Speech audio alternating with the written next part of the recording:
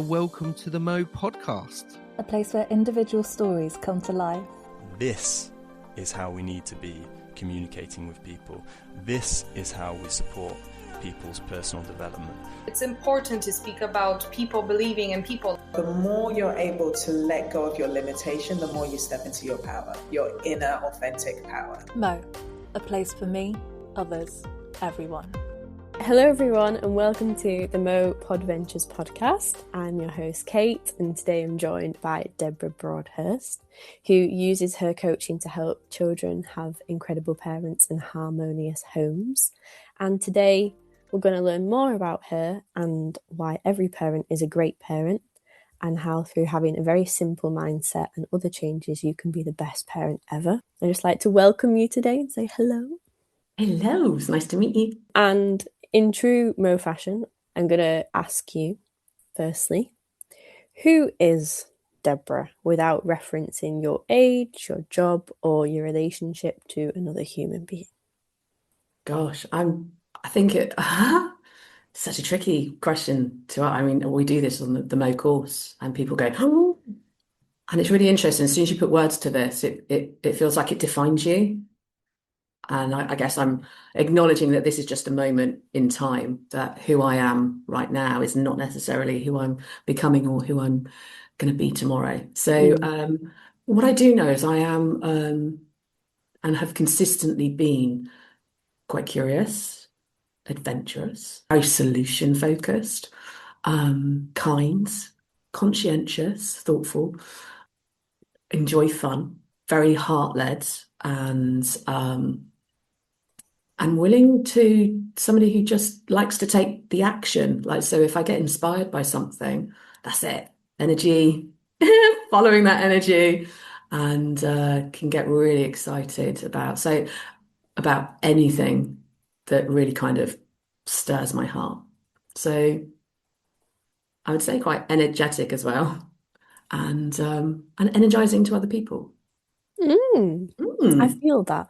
I like how you said that once you say this, it feels quite cemented, feels like you've got to accept that is who you are. But I like when you said that obviously it's not necessarily who you are becoming or who you want to be, that is ever changing and that it can change. It doesn't define you. But yeah, I really like the words that you've used, like conscientious and energetic and passionate about people, and the energy definitely comes across. Thank you. I think it's really important to know that we get to choose. Like if someone asks, who are you?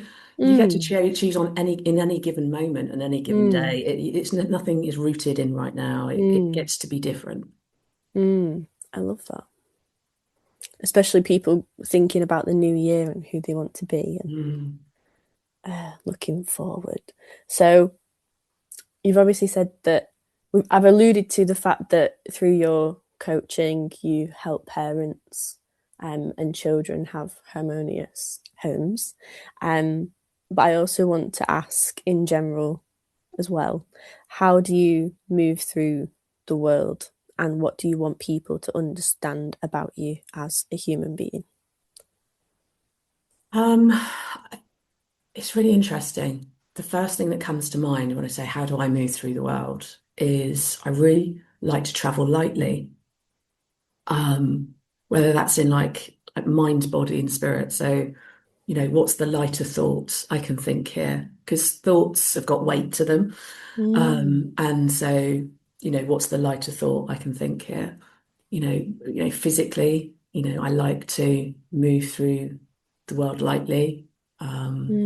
And so I take care of my body, my diet,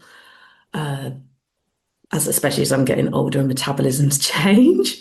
And then there's this like traveling lightly with possessions and what you've got. Even my home, I like to be quite decluttered and streamlined because too much stuff can feel quite heavy too. And like if I'm going about my day-to-day business, what's the least amount I can carry? So yeah, traveling lightly, I think is probably the thing that I return to the most, especially when things feel heavy. And then in that context, what can I get rid of? What can I release? What can I not hold? And there's such a beautiful relationship between like if you release something in your physical world, like then that actually has like an internal effect. It's like inside out, outside in. So I think what I'd like people to understand about me is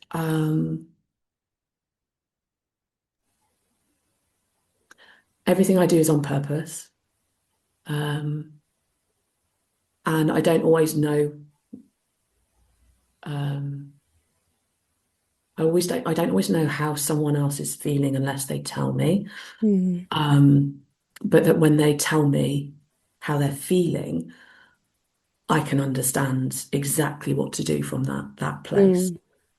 So yeah, I would love it if more people were able to tap into how they were feeling and be able to articulate that with Yeah. clarity and honesty. And that could be the starting point for a lot of relationships. I like that. Mm. I like that a lot. Traveling lightly. So I know you said about letting go of certain things and going through each day thinking, how can I go through the day as smoothly and easily as possible? But you also mentioned about how traveling lightly reflects your health and how you treat your health lightly. I just want to squeeze you a little bit more as to what that actually means with like your day to day. You don't make anything too hard for yourself, but you're also looking after yourself. Do you know what I mean? I think it's more along the lines of I can make things hard for myself. I can make things really, if I give myself a to-do list, that is massive. And this might be a good example of it, actually. If I've got a master to-do list, I'll continue to add things on, just like brain dump all the to-do list. But that's not the list that I will use to navigate my day. The list that I navigate my day is actually like an A4 book, and I'll literally just sit and I'll say, right, what's the three things that I need to do next? Nothing beyond that, just like what's the three things that I need to do next? And they could be house related, me related, could be health related, could be work related, could be, anything. And then I do those three things. And then I can tick them off the master list at the end of the day, all the things that I did. And it's an accumulation of all the things that I did, this list, as opposed to ticking things off an already big list. And that's what I mean about traveling lightly. It's about being in the moment as you are right now and not overloading yourself. Like only carrying, like for me, if I just carry three actions in this moment, that's enough. And then at the end of those three actions, then I can pause, like, what's the next three things? Whereas if I was to carry the whole to-do list, Yeah. that's a lot. That's a huge weight. There's a load of time and expectations on that.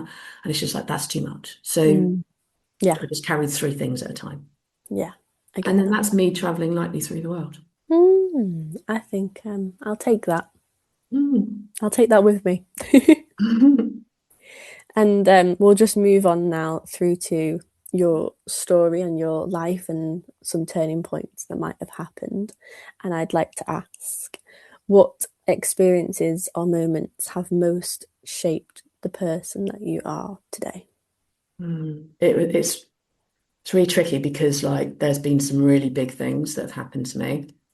And it would be really easy to focus on those because the biggest growth comes from not such pleasant experiences where you've had to Yeah. really dig deep. But actually, and not because we're on the Mo podcast, but actually, going on the Mo course is probably the one experience that I would like as a departure from my normal tendency to talk about like my mum's death or getting divorced.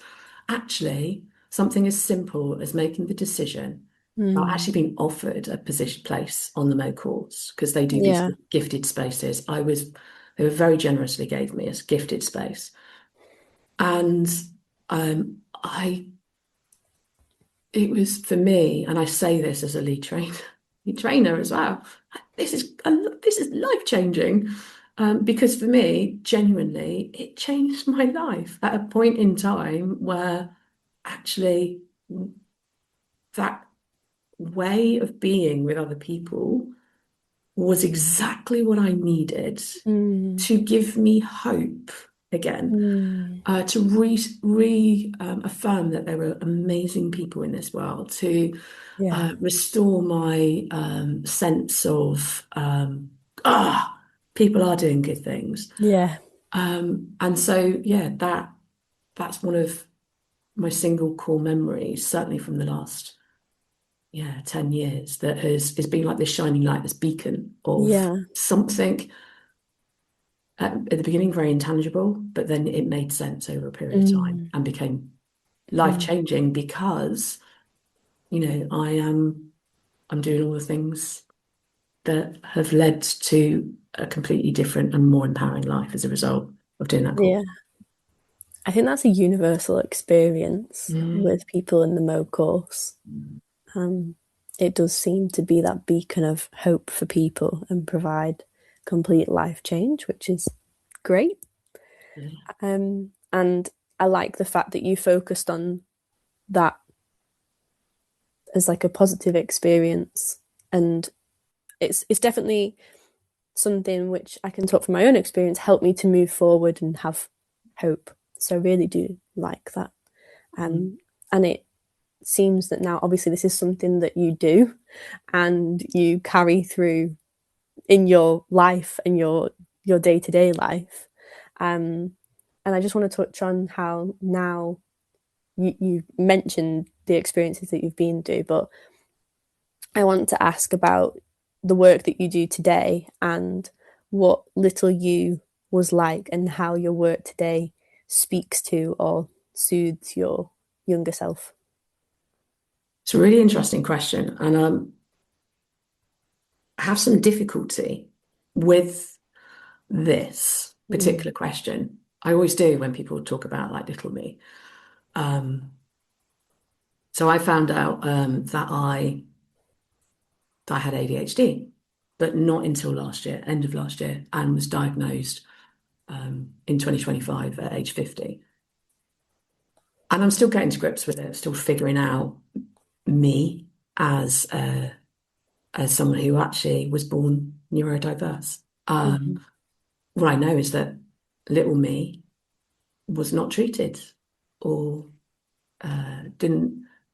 nobody knew that little me was neurodiverse. And because of my home life, my dad was in the armed forces.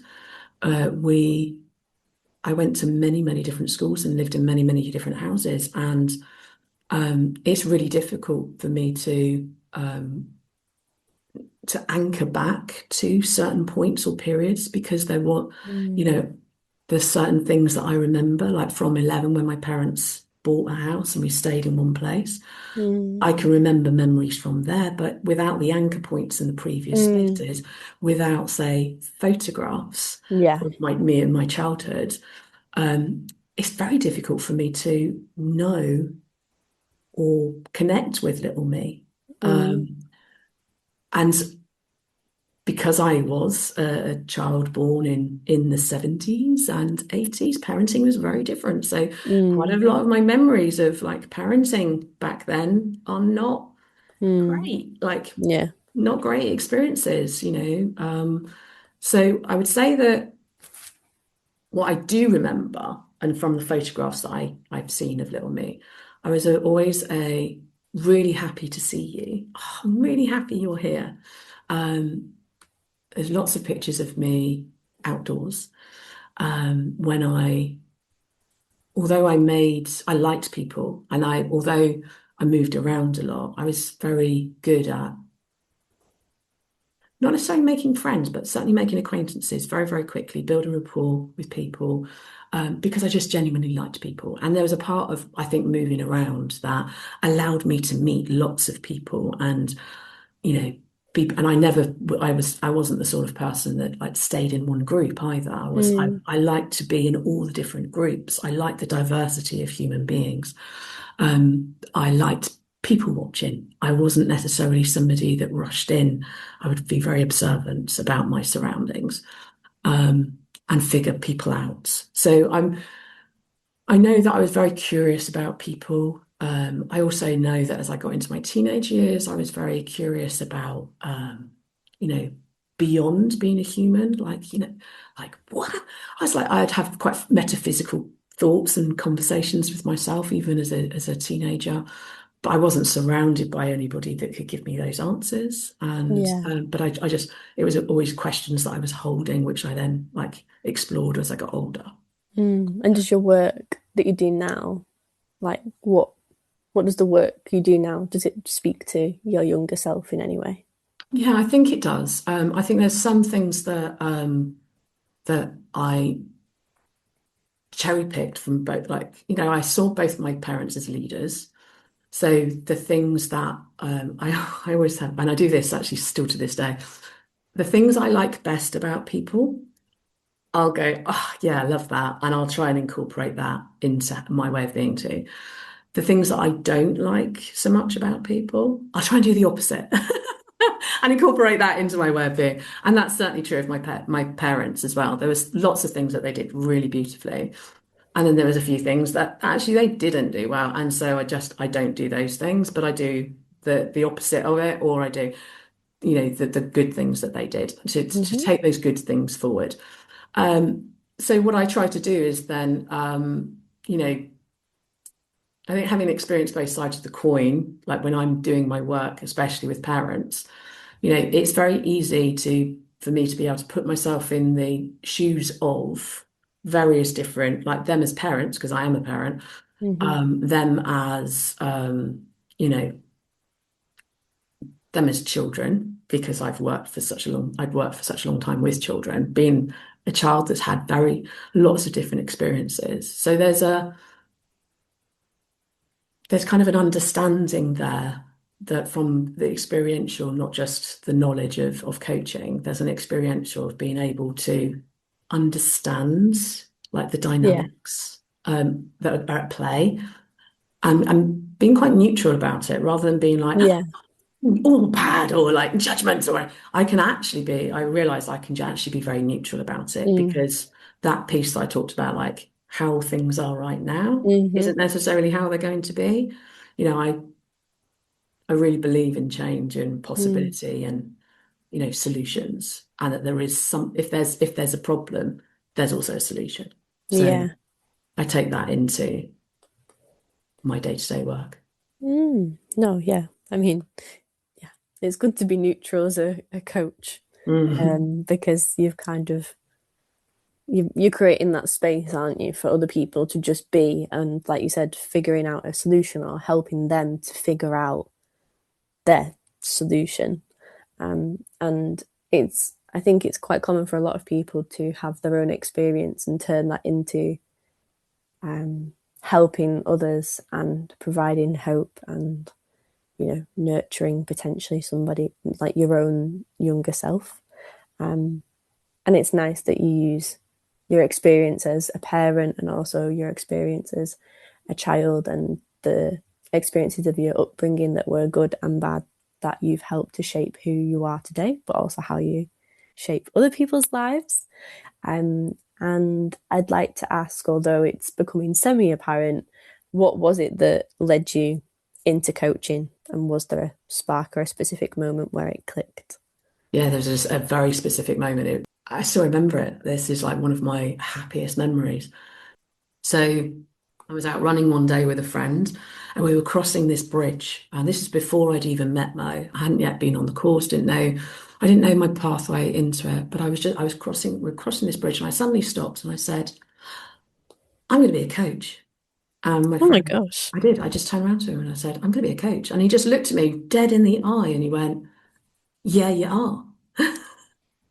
Yeah, you are. I know that affirmation from somebody else who just like when like they've reflected back my self-belief and I was backing myself. Yeah, I was just like, I am. No, I am. And it was just like that. It like built from there. I remember it really beautifully. And yeah, I'll always be grateful for that Mm. affirmate Yeah. that verbal affirmation of something that I just literally recognized in myself. So prior at that point, I was working as an Ofsted registered childminder, had my own setting. I worked, been doing that for 10 years.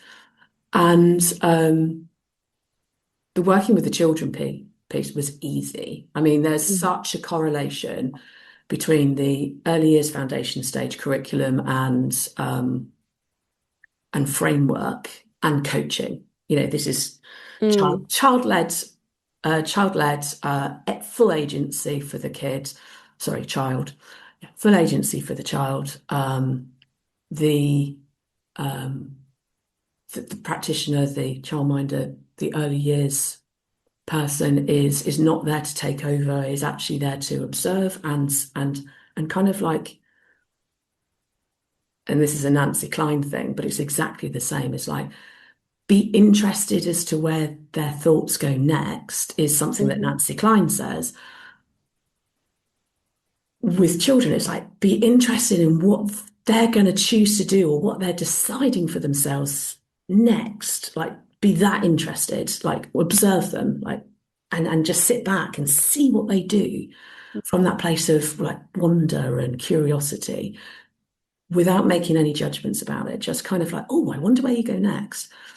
And I realized that, that children just really thrived when they had someone doing that, where they were able to, have agency, lead their own learning, Mm. were able to take risks, but were Mm. like had some scaffolding in place to make sure that, if it didn't pan out, they were emotionally supported. Yeah.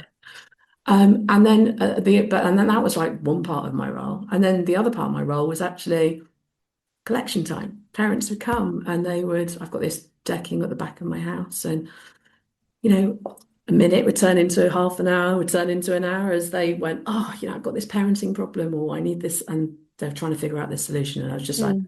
I did what I did with the kids. I just like attentively listened, where does their thinking go next? Gave them time and space to articulate, and they felt safe to talk about. And so it was just part and parcel of the service. Mm. If I was offering this level of support to parents, then I was in service to the children. And Mm. when I reflect back, essentially I was very much, because I would have up to 12 children, sat around my dinner table, with when the after school children came over as well. I could have up to 12 children sat around my dinner table in this beautiful community, in this communal like eating space. Yeah. And in the daytime I could be doing one-to-one coaching with one child, or small group coaching with 3 or 4 children, and then like group coaching with 12 children.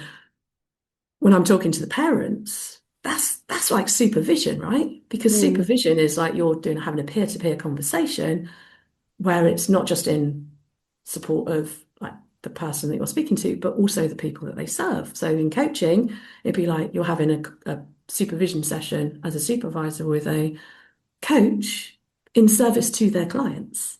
And so Mm. as a childminder, I was having conversations with parents in service to the parent, but also in service to the welfare development support of their child so that they could thrive, not just in my setting, but also in the home setting as well. Mm.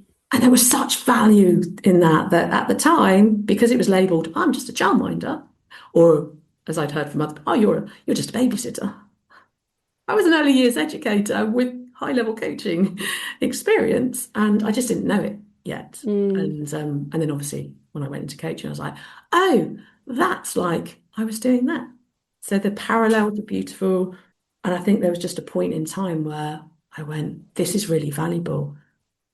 This is really fun. I love being the kind of person that people can speak to and open up in this way.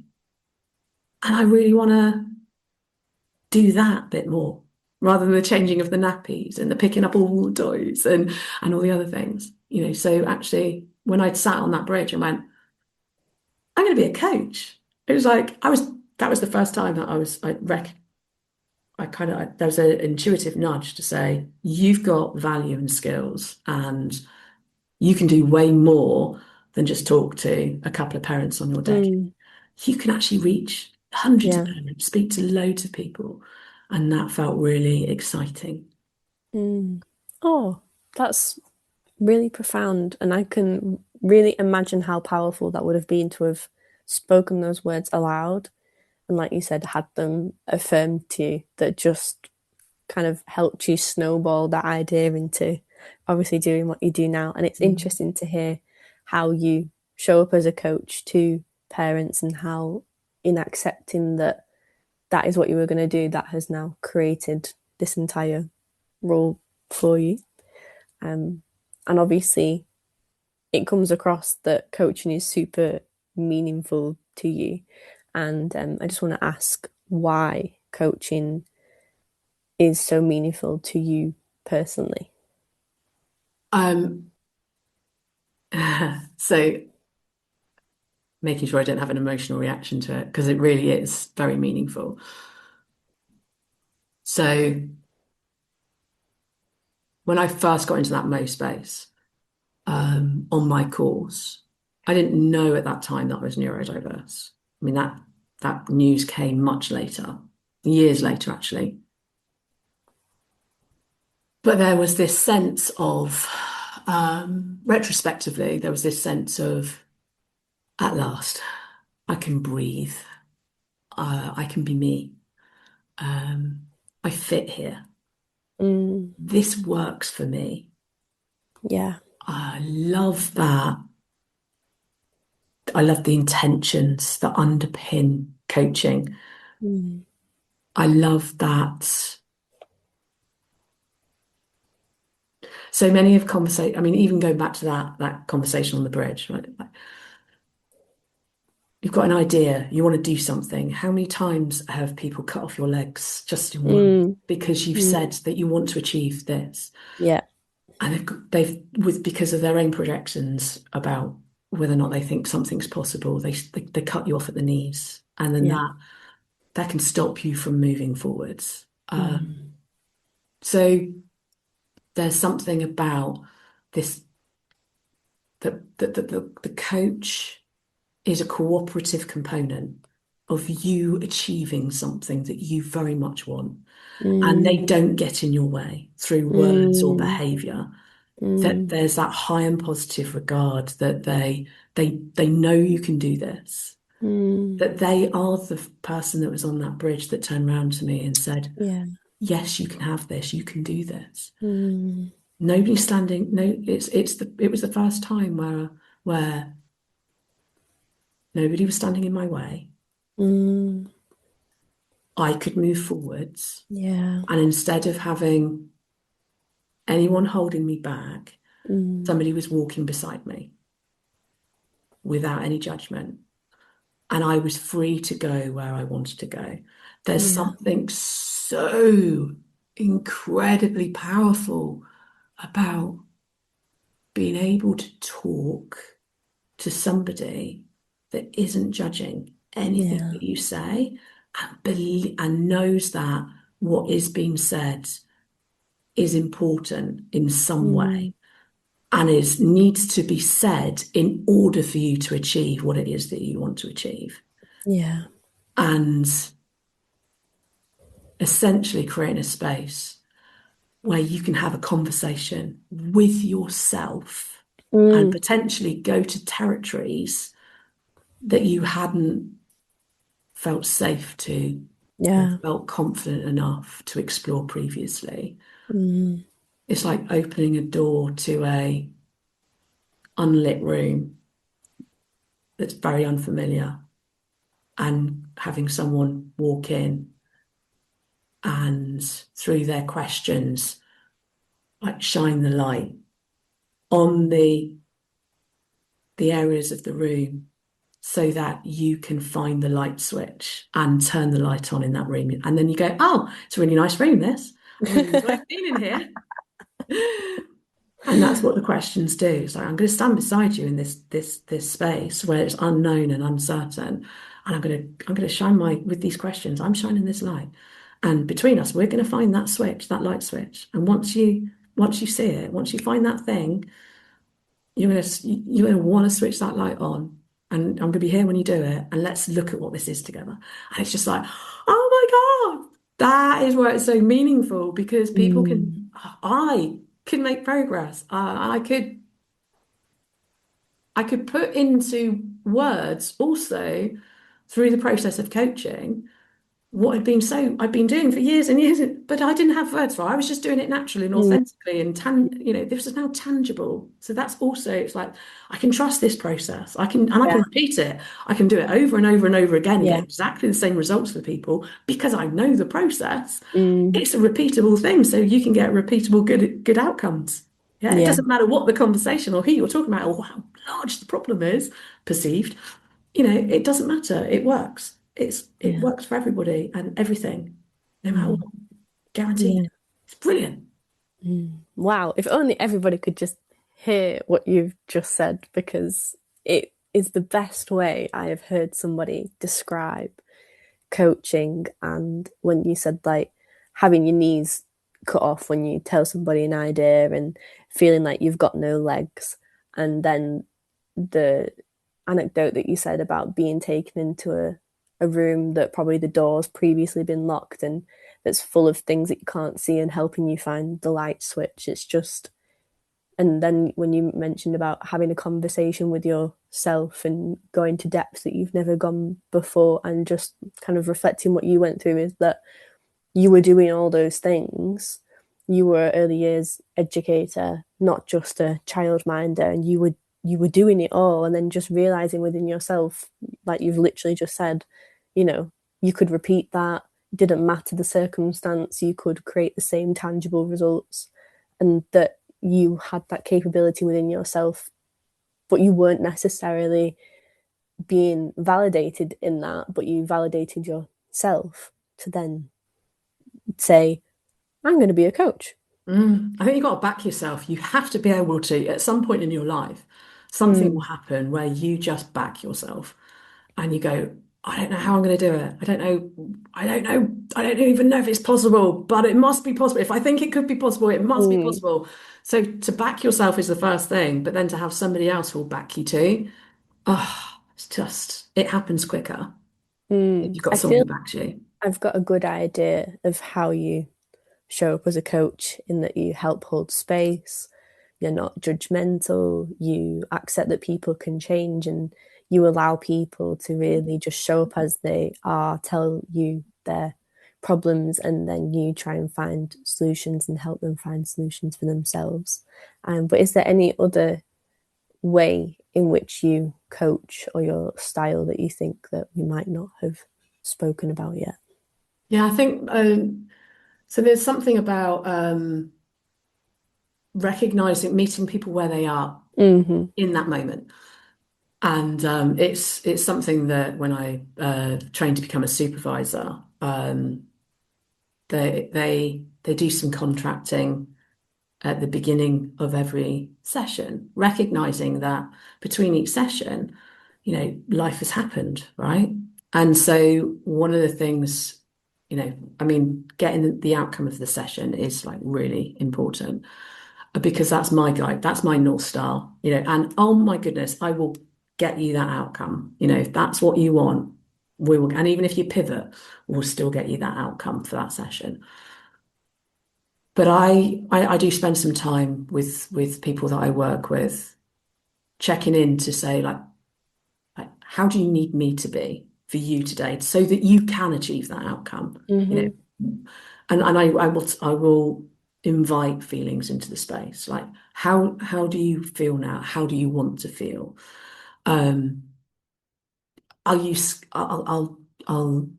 can do quite a bit of somatic. I will, if it calls for it. I love using somatic work, transforming a felt sense of something into a different feeling once it's resolved, and really getting them to feel it in their bodies.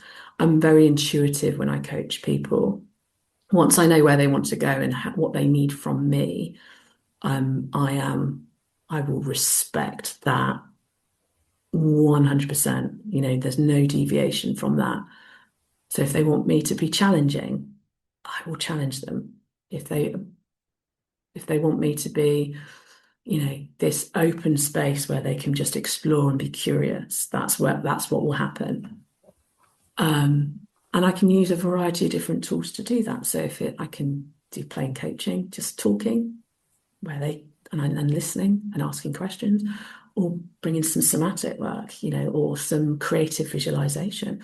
So it all depends on who I'm working with. And I try to be intuitive and really not just listen with my ears, but listen with my eyes as well.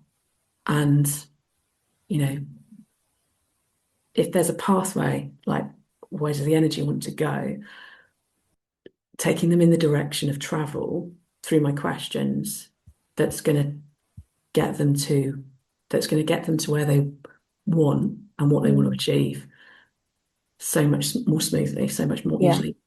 And even if that means going in territory that is a little bit harder, a little bit, you know, I will make that as easy as possible for them. So I think someone described it best, like, I can't remember the exact phrasing of the words, but it was something like there was something about like you create this space that's so kind of loving and present and kind, but you'll still ask the killer question. And or the most, and for me that's the most, I won't beat around the bush. It's about asking the most important question at the right time so that it has the most impact. And there's something about being very intuitive about that. When is the right time to ask that? Yeah. You know, and trust, I'm backing myself, like not shying away from that, you know, this is the next question to ask, like, and going, I'm going to ask it, you know, backing myself that it's the right question to ask. Oh, love that. What is one of the most powerful coaching transformations that you've witnessed without breaching any confidentiality? No, it's tricky because I don't want, it's tricky because there's been so many. But it's not a big transformation that is the most important. A lot of things, especially when working with parents, it's very nuanced. So let me give you an example.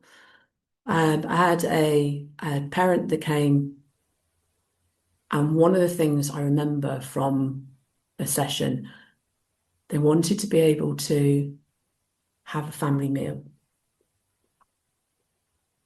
Yeah. And when I asked, like, we dug into it and what that looked like, and I said, how do you feel, like, you know, when you think about having this, like, how does it feel to you? And impossible. And there's something very for families, and I think this is true for like children and adults alike. You know, they'll remember family meals with their grandparents. There's a history attached to family meals, and it's not always about the food, right? It's about these are people conversations. Yes, it's about like the people that like you can like banter with, have humor with, like you're interested in, you like each other most of the time. You know, you're just sitting around eating a meal. The conversation and the interaction and the energy in that space is as nourishing and as enriching as the food itself, right? And so, you know, as dynamics of families change, that can be one thing that goes out the window.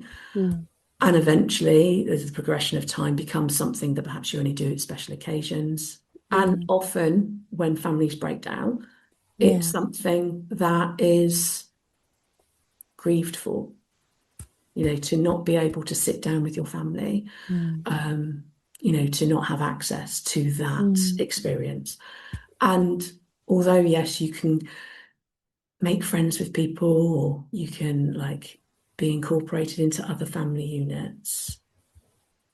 There's something about your family, your people, that is very interconnected. So for somebody to really want that and think it's impossible Yeah. that's no small thing to want.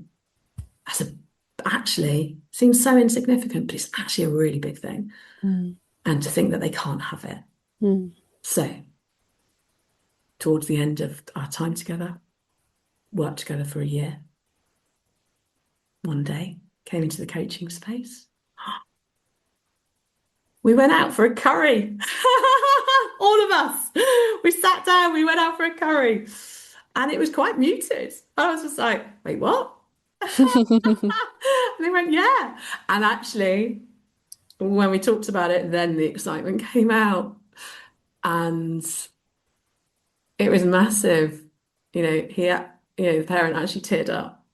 And how can I not like feel that, the importance, the significance of that? So much had gone into the change within this parent. Was that something was now possible. Yeah. As a result of the coaching and the internal changes that happened. There was lots of steps and things that had to happen to achieve that one small result. But make no mistake, that one small thing, that all of the transformation had to happen to get that outcome. That was where hope bloomed in the space, especially when we reminded the parent about, like, can you remember what you said? Oh yeah, I thought it was impossible. And now, if that's possible, what else is possible? Yeah. So hope bloomed, like, and then when it was spoken into, it got amplified and bigger. Change can be a truly wonderful thing. It has to happen in order to get the outcomes that you want. And it was beautiful that the steps that we took to make sure that that could happen, because that was a very emotional, that was a really emotional, like, tapping into the heart of, like, I really wanted this. Yeah, change has to happen to get the things that you want. No, amazing. And like you said, it's not something that can just happen overnight. It needed to be different coaching sessions to go through whatever was getting in the way of that family meal happening and being harmonious. So, like you said, it might be insignificant or seem insignificant, but ultimately it was something that felt impossible to that person. I mean, we're talking about a massive shift in family dynamics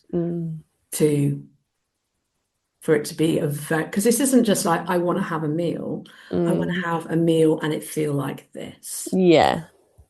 And that's what felt impossible. How could I possibly feel like this whilst everything is like how it is right now? And it was like, you will. I just backed him. I knew that it was possible. And I think it's, however your dynamics are right now is not how it's not set in stone. They can change. And everything is possible. What is one limiting belief that you believe most parents have that's holding them back? Maybe it is the fact that things can change, like you said. I actually think it is. There's something about being there's something about being in the experience. It can feel relentless, right? I mean, I work with a lot of parents that are not posting their parenting experience on Instagram or Facebook. They are not putting out like their real parenting experience on social media. They're not communicating that they genuinely hate their kids on social media. There's shame. There's these, if parents are talking to anyone. They're talking to like very close friends or a very small, tight-knit group of people that they really, really trust to be able to turn around and go, I hate my child, and to be able to admit that to somebody else, to even have that when the societal expectation is that we love our children and actually I hate my child. That in itself is raw and courageous to communicate that to anybody else. Actually, even just to communicate it to yourself. But that's the starting point. Because there's a relentlessness to being in a uncooperative dynamic. There's it's hard and it affects everybody. The ripple effect in the family unit is, and there's like, who do you talk to? Like, who do you speak to? So there's nobody there, like, and if they do talk to other parents, they give well-meaning advice, but it might not necessarily be useful because like they're not asking the bigger picture questions, the things that are contributing to it. And there's quite a lot of because we're involving like children into the situation. I'm not going to touch this. There's coaches that won't touch this dynamic going on. Because they're like, oh no, I don't want to make it worse. If I get it wrong, I don't want to make it worse, which is a tendency like in parents, like, I don't want to make it worse. It's just like, it's bad enough. I don't want to make it worse. I don't know what to do. And then you get caught up in that, like, it's going to be like this forever. And that I'm going to lose. So it's this belief that it can be better. There are, and not only that, actually, what to do. You just can't access the solutions because you're so immersed in the problem and you're like in survival, like trying to fight the problem.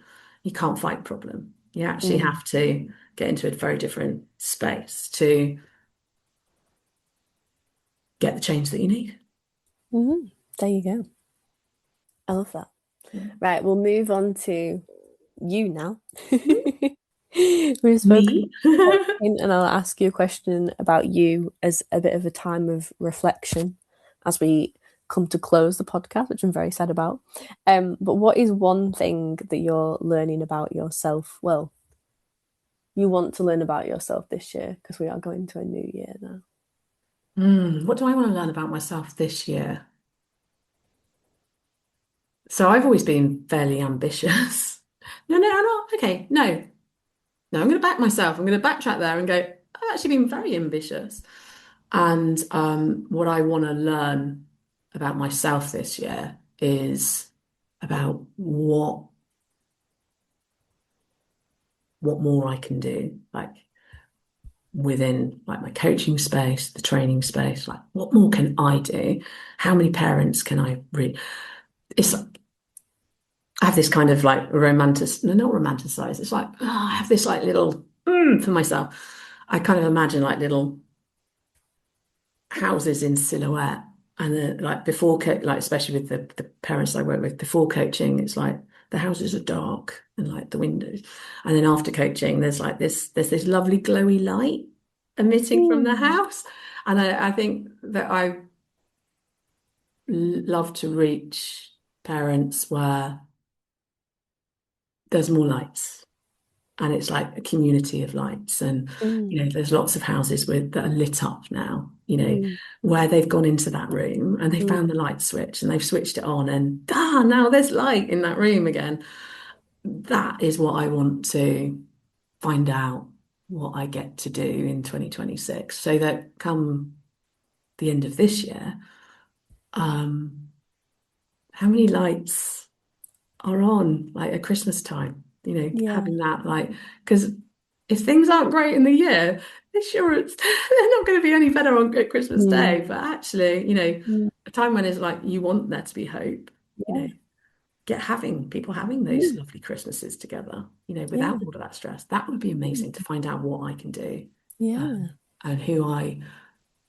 how many houses get to light up. Yeah, that's a lovely metaphor. Start now. I got my light on.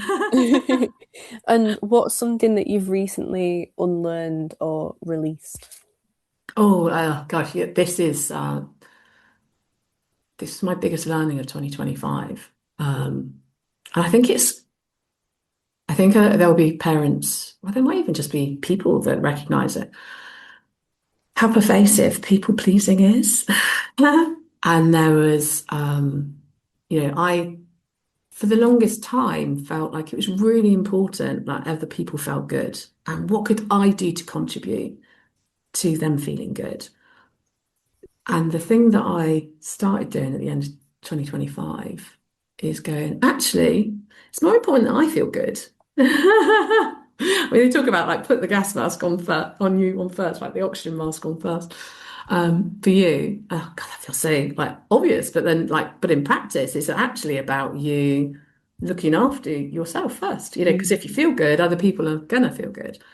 So actually being a little bit more, checking in with myself and saying, actually, does this not just turning around and like being what the other person needs, but actually going, well, what do I need? And what do I need from this interaction to make me feel good? And yeah, that's been a massive turning point, and that for me, and like putting boundaries in place and saying no and releasing people that didn't take boundaries well, or I'm backing myself, and I think that again is back yourself. Like you deserve to feel good.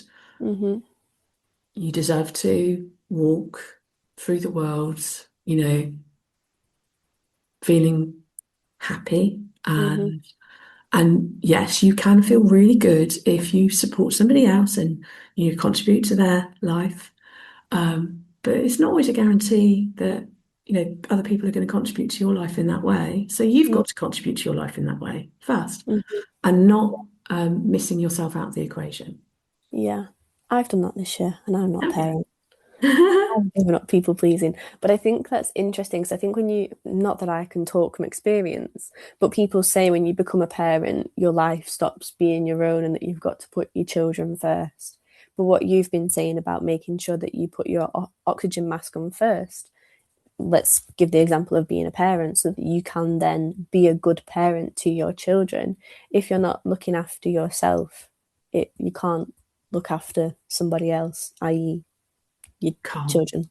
Yeah, you have to have a full tank.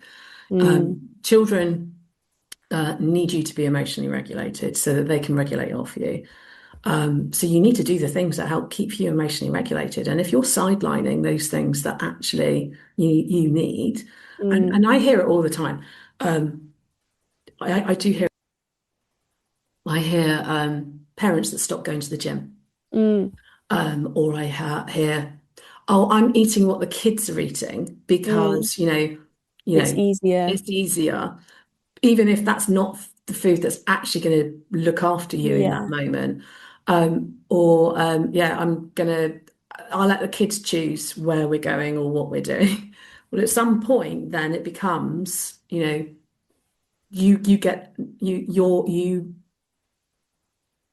what you need is missed out of the equation. And when we're thinking about a family unit, or even like it always starts with you. If you wake up and you feel good, everyone's going to react to you very differently. Yeah. If your cup is full and your tank is full. But there are people that like, go out for a run, and I felt it. I was a long distance runner. I go out for runs, and I feel guilt that I wasn't with my family. Of course, I don't need to feel guilt because I'm looking after myself, and running makes me feel great. So I actually am a better person, a better parent for doing the things that meet my needs, and everything in balance. It's not just you being entirely selfish and never like doing anything for your children, but also being a good role model that you are doing these things. They're seeing you taking care of yourself independently so that they know what taking care of themselves looks like. Because we want children to become personally empowered, to be able to make decisions. And if you are managing, it's not even about the thing, it's about how you're managing. Like, so if you have an emotional reaction, you shout at them. That happens, right? But children aren't just looking at the fact that you shouted at them, they're looking at to see how you then regulate themselves so that if they end up shouting at somebody in the future, what do they do next? They're looking for good role models, not just for the moment, but what happens after the moment. So as much as like coming full circle back to like observing children at play in the Nancy Klein quote about like being interested in where their thinking goes next. Children, in particular, whether you know it or not, are very interested in what you do next or where your thinking goes next, because you are the person that they trust the most. So make that visible to them, and make it healthy, and make it what you would like them to emulate. But most of all, let them make decisions about the parts of you that they want to emulate and the parts of you that they're inspired by other people. Oh, love that. And we've got 2 final questions as we round up today.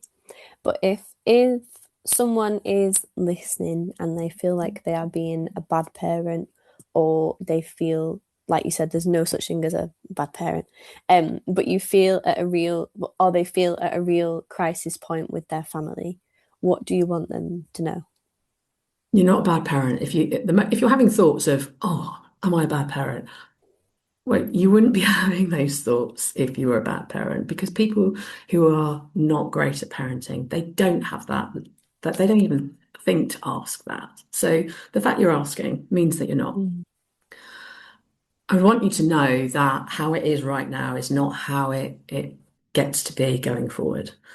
So speak to somebody, whoever that is, and even as I've said, like, just talk to somebody about how it feels. Say the words out loud to somebody else, and allow that to be your starting point. Because so many parents keep what they're experiencing inside, and it's more healthy just to articulate it out loud. And so just speak to somebody. Say to somebody, I feel this way and I want to feel this way.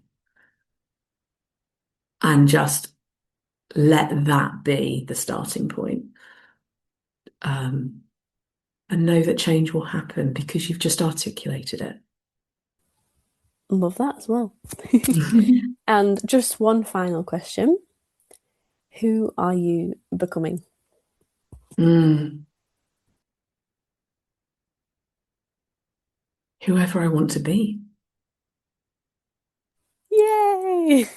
Yeah. Is there anything else you'd like to add? Anything I'd like to add?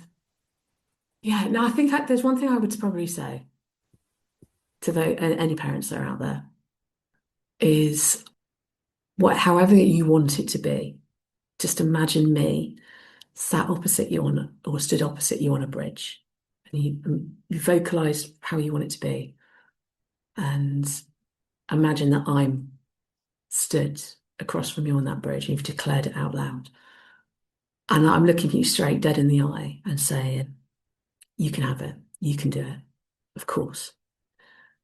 Just know that even if we don't work together, I believe I'll back you, because everyone deserves that.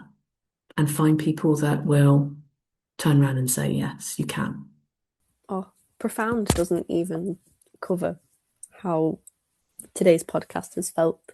And I think we should all surround ourselves with people who say, you can. Yeah, I believe in you.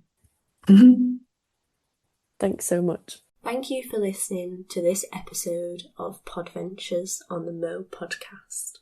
I am Kate, your co-host, alongside Alex. If, after listening to today's episode, you feel compelled to share your story, please email info@mofoundation.com. We would love to hear your story and have you here as a guest on the podcast. If you have been enjoying the Mo podcast, please do leave a review. It helps the team so much understand what you want to hear more of, what type of guest speakers you enjoy. If you want to recommend a guest speaker who you think we should be talking to, let us know. We will endeavour to feature them. If you love Mo so much that you don't ever want to miss an update, subscribe to our channel so that you will be notified every time a new episode comes out and you won't miss a thing. That's all from us today. See you next time.